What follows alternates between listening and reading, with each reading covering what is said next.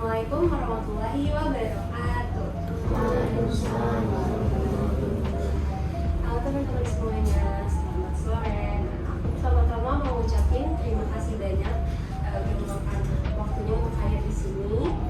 Kita juga sangat menghargai kehadiran kalian di sini. Nah, di sesi kali ini kita akan membahas sesuatu yang seru nih, yaitu tentang fintech. Nah, jadi kenalin dulu sebelum kita mulai. Jadi kita itu mahasiswa semester 5 Prodi Perbankan Sekolah Vokasi. Halo, selamat sore semuanya. Perkenalkan, aku Karina Fiati, biasa dipanggil Karina. Perkenalkan, nama saya Simala Misi dari UPI. Jawab ya. Oke, next. Perkenalkan, nama saya Ferdi Aprianto, bisa dipanggil Apri, saya dari SMK 5. Oke, dari SMK. Wah, ternyata nggak cuma mahasiswa doang nih target kita. Perkenalkan, nama saya Muhammad Fakeman, biasa dipanggil Aat, saya dari Oke. Nah, seperti yang kita omongin tadi di awal, teman-teman, kita mau bahas fintech. Sebenarnya literasi keuangan tuh banyak banget. Ya, ada fintech, ada saham, terus ada juga dana pensiun, terus ada juga asuransi dan masih banyak. Tapi kenapa kita pilih ini? Ya nanti kalian tahu lah. Nanti bakal kita jelasin kenapa kita bisa milih materi ini. Di sini ada yang tahu nggak kenapa adanya fintech? Ayo. Oke, nggak usah jauh-jauh dulu deh. Tahu nggak fintech tuh kepanjangan dari apa? Iya. Kira-kira tahu nggak? Jangan jawab dapat snack. Oh iya benar loh, yang jauh dapat snack. Apa tadi mas? Oke benar, finansial teknologi. Jadi fintech itu finansial teknologi atau teknologi keuangan kalau dalam bahasa Indonesia. Oke lanjut Mbak Maura. Ya. Jadi fintech itu adalah sebuah inovasi pada industri jasa keuangan yang memanfaatkan teknologi. Nah, fintech itu berupa sistem untuk menjalankan mekanisme transaksi keuangan secara praktis, efisien, dan juga ekonomis. Oke, sekarang kita lanjut ke jenis-jenis fintech. Sebenarnya jenis-jenis fintech tuh ada banyak banget. Bahkan aku nyari tuh ada lebih dari 10. Tapi karena jenisnya tuh banyak terus takutnya pada ngantuk. Jadi aku bakal ngejelasin yang mungkin familiar aja di kita sehari-hari gitu. Nah, ada 4. Yang pertama ada digital payment. Jadi ini adalah layanan yang memfasilitasi pembayaran secara online seperti kita kalau nyebut tuh namanya e-wallet. Nah, untuk transaksinya sendiri itu bisa berupa kode QR dan juga transfer. Nah, ini ada contoh-contohnya, ada ShopeePay. Kalau di Shopee itu ada ShopeePay, terus ada GoPay, OVO, Link Aja. Mungkin beberapa teman-teman juga udah pakai. Oke, next. Nah, yang kedua ada digital banking. Teman-teman pasti juga udah pakai juga ya. Karena kita sebagai anak rantau harus pakai. Kalau nggak pakai, nanti pulang dari sini bikin. Harus dong. Nah, kalau digital banking ini bank yang beroperasi sepenuhnya secara digital tanpa kantor fisik. Jadi kalau kita mau transfer uang, mau narik uang, kita tuh nggak perlu ke bank ngabisin bensin, panas-panas nggak perlu. Cukup di kosan aja. Jadi ini ada contohnya. Kalau dari Bank Syariah ada BSI Mobile, kalau dari BRI ada Brimo, kalau Mandiri ada Living, terus ini ada BCA namanya BCA Mobile. Next. Nah, selanjutnya ada wealth management. Nah, jadi platform ini itu menawarkan layanan pengelolaan kekayaan seperti investasi, terus nggak hanya itu, jadi nanti di aplikasi ini tuh misal kita pengen investasi, kan investasi ada saham, ada reksadana. Terus kita misal cuma punya uang 10.000 nih, terus kita tapi pengennya dapatnya 1 juta, 2 juta gitu, nanti ada algoritmanya. Nanti kita bisa tes di aplikasinya, kita harus beli saham apa, terus jangka waktunya berapa, itu ada di aplikasinya. Terus kalau contoh aplikasinya sendiri ada dari BRI, ada Bright, terus ada Ajaib, dan yang paling terkenal di mana-mana itu ada Bibit. Kalau kalian sering nonton podcastnya itu siapa sih yang Deddy Corbuzier. Ya Deddy Corbuzier nih ada di Bibit, biasanya di tabnya gede banget ya, di Iya. Bibit gitu. Nah, ini paling terkenal karena kita bisa investasi di aplikasi ini mulai dari 10.000 aja. Banyak banget. Next. Nah, selanjutnya ini yang paling banyak yang lagi viral-viralnya sekarang, ya kan? Namanya P2P lending. Jadi platform ini itu bisa mempertemukan peminjam dengan pemberi pinjaman tanpa melalui lembaga keuangan tradisional kayak bank. Jadi kalau kita misal butuh uang mendadak nih, nggak perlu ke bank, teman-teman, langsung aja ke aplikasi. Nah, ini ada banyak contohnya. Kalau kita nonton YouTube pasti ada iklannya ya, pinjol. Kalau kita main game pinjol, TikTok pinjol lagi. Berita isinya pinjol semua ya teman-teman. Jadi hati-hati kalau mau pakai jenis fintech yang satu ini ada contohnya banyak banget. Tentunya semua aplikasinya itu nggak semuanya legal, ada juga yang ilegal. Nanti bakal dijelasin sama teman-teman juga gimana cara bedainnya, terus kayak ciri-ciri kayak gimana itu bakal dijelasin. Oke. Nah, legal atau ilegal, teman-teman tahu kan yang legal itu udah pasti aman, kalau ilegal itu ya nggak aman kan. Oke, jadi fintech legal itu yang pastinya terdaftar nih di OJK. Teman-teman tahu kan OJK? Ya. Oke. Yang memastikan kepatuhan terhadap regulasi dan pelindungan konsumen Otoritas Jasa Keuangan. Sebaliknya, kalau fintech ilegal itu dia tidak memiliki izin resmi. Jadi dia sering menawarkan cara pinjamannya itu mudah gitu dan mengenakan biaya tinggi yang tidak transparan. Nah, gimana sih cara kita tahu dia itu legal atau enggak legalnya? Nah, yang pertama kita bisa cek pendaftaran di OJK.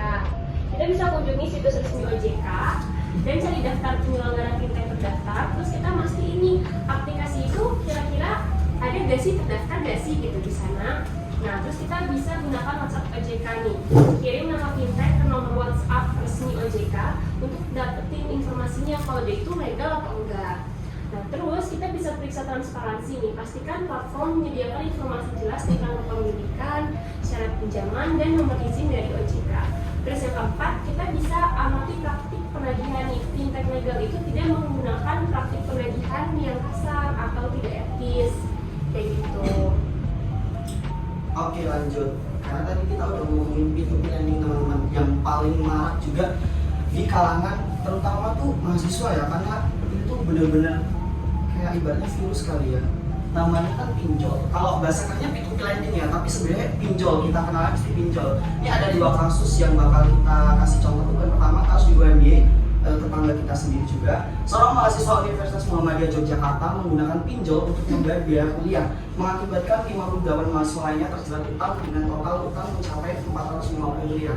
Jadi kayak saking mereka tuh pengennya kuliah tapi mereka nggak punya dana, karena emang tadi kan udah dibahas sama Javier tadi, yang paling gampang dari semua fintech itu caranya ya dipinjol, karena mereka cuma butuhkan KTP dan udah langsung cair tanpa mereka tahu sebenarnya bunganya itu tinggi banget kalau pinjol ya. Untuk kasus yang kedua itu di IPB, ini juga sempat trending juga di Twitter waktu itu. Sekitar 311 mahasiswa Institut Pertanian Bogor terlibat dalam penipuan berkedok pinjol dengan kerugian mencapai 2,1 M. Pelaku menawarkan kerjasama usaha yang berujung pada pinjaman fiktif. Ini ada 2 kasus. Ambil lanjut dulu. Nah, kira-kira tahu nggak solusinya apa sih yang harus kita lakukan? Kita kan mahasiswa nih, yang jelas yang melek teknologi, terus juga yang literasinya lebih apa ya, literasinya lebih tinggi daripada masyarakat awam yang mungkin mereka yang nggak sekolah. Kira-kira teman-teman tahu nggak kita harus ngapain? Tahu?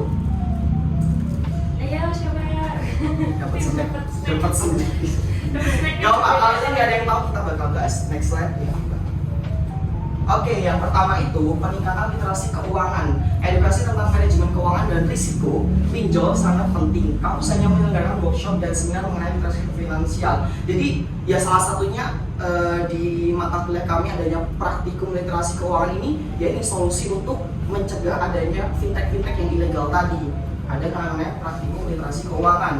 Kemudian alternatif pembiayaan. Jadi kayak contohnya tadi kan yang kasus yang pertama itu mereka tuh sampai pinjol gitu loh buat bayar kuliah. Nah, alternatifnya tuh ya dengan cara pembiayaan. Universitas dapat menyediakan solusi pembiayaan seperti koperasi mahasiswa. Sebenarnya udah ada, cuman kayaknya emang belum terkenal aja ya Kopma. Bahkan aku sendiri nggak menggunakan Kopma UGM, saking kurangnya pop-up-nya gitu. Jadi nanti Kopma itu yang menawarkan pinjaman tanpa bunga, sehingga mahasiswa tidak perlu bergantung pada pinjol.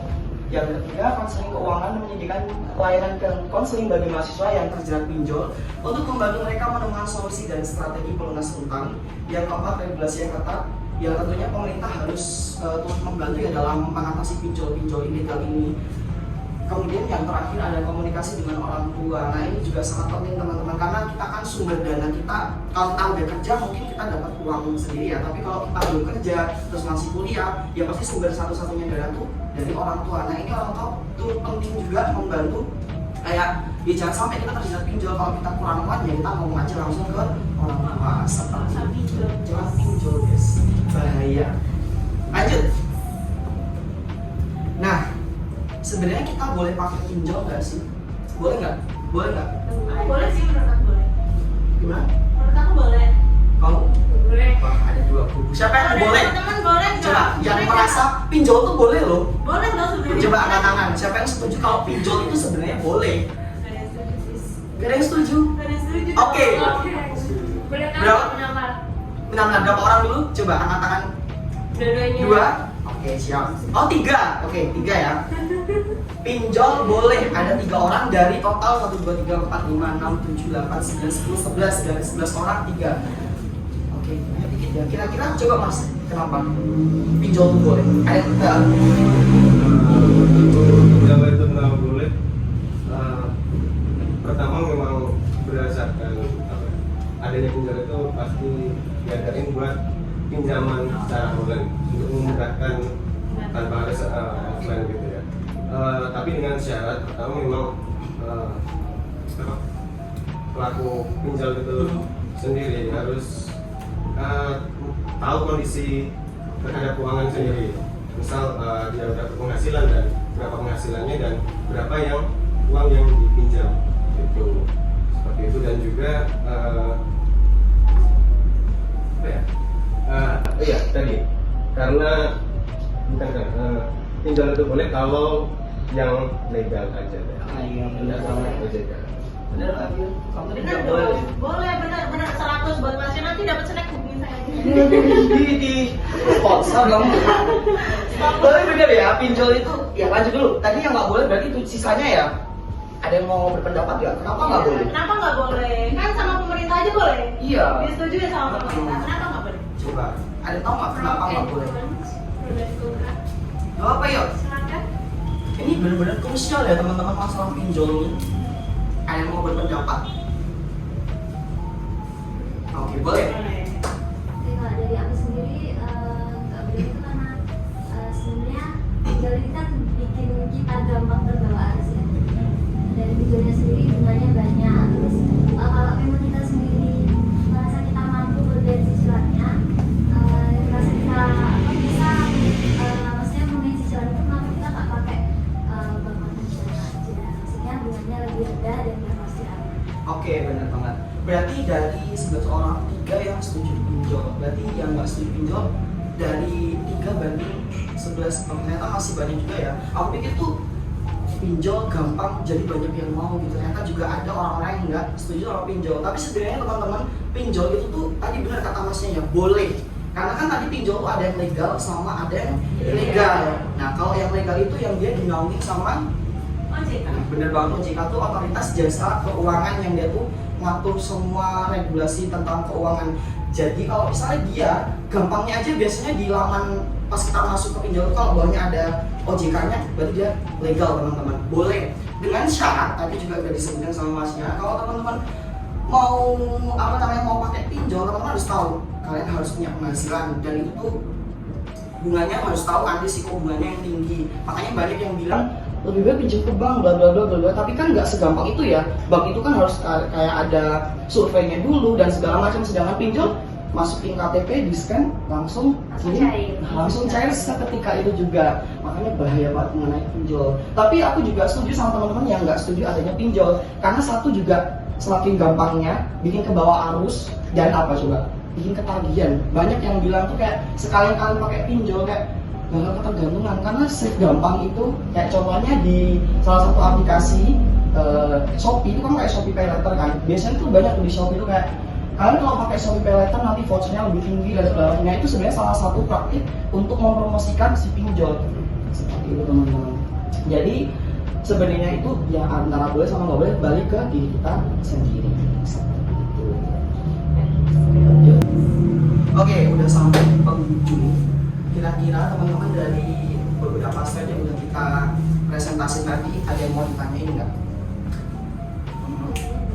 Oke, boleh. Bentar.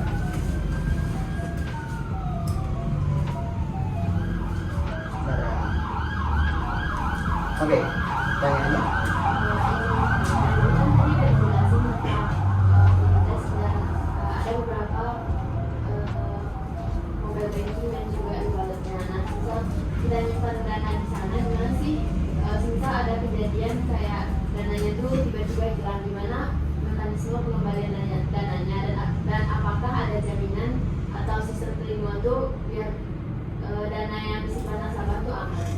siap. Berarti nyimpan dana di sana, kalau misalnya ada kehilangan atau ya segala macam itu gimana caranya kita buat move gitu ya. Oke, tadi dari Mbak siapa namanya? Karin. Karin. Oke, lanjut. Kita tampung dulu 3 pertanyaan teman-teman. Ada yang mau tanya lagi? Oke. Nanti kan di poin yang di solusi poin 1 kan ada meningkatkan literasi keuangan tentang manajemen uang resiko pinjol. Nah, menurut teman-teman dari BM ini bagaimana cara meningkatkan literasi keuangan? Ingat tingkat literasi di Indonesia kan itu ada zona merah loh. Benar-benar. Nah, yang berarti Indonesia masih darurat membaca, apalagi anak muda. Nah, kira-kira yang bisa dilakukan untuk meningkatkan literasi keuangan khususnya di kalangan mahasiswa ini bagaimana? Oke, siap. Dari namanya Mbak Sri. Siap. Lanjut, terakhir ada yang mau tanya lagi? Yang dari sebelah sini dong, ada yang mau tanya nggak? Mas-masnya kira-kira atau udah paham? Kalau udah paham keren sih. Ada yang mau tanya? Ya. Kali ini anaknya dapat iPhone deh. Sponsor lah dia. Boleh. Pinjol dulu nggak sih? Waduh. Ampun. Oke, ada yang terakhir deh. Yuk. Boleh. Mungkin kalau dari aku kan tadi udah dijelasin ya berbagai macam jenis kayak payment gitu kan. Dan sejauh ini kalau misalkan data yang tertransfer ke sistem ya, sejauh ini regulasinya tuh ada nggak buat nasabah gitu loh. Kan bisa kalau bank konvensional kan administrasinya banyak banget tuh. Apalagi kan kayak kita gampang banget kan aksesnya gitu itu kan gampang. Kira-kira dari sistem keamanannya itu tuh lebih terjamin apa enggak? Berarti yang tadi yang contohnya link aja, software itu, karena kita masukin data-data gitu ya, aman atau enggak? Oke, siap.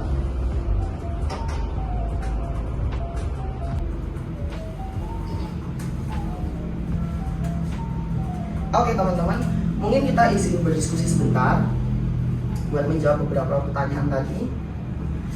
Oke, tadi yang pertama Langsung cuma aku juga. ya gimana? Oke, kira-kira kalau kita pakai bank aja deh, kita kalau pakai bank kan pasti pakai banking juga. Uangnya tuh aman nggak sih sebenarnya kalau kita nyimpan di situ?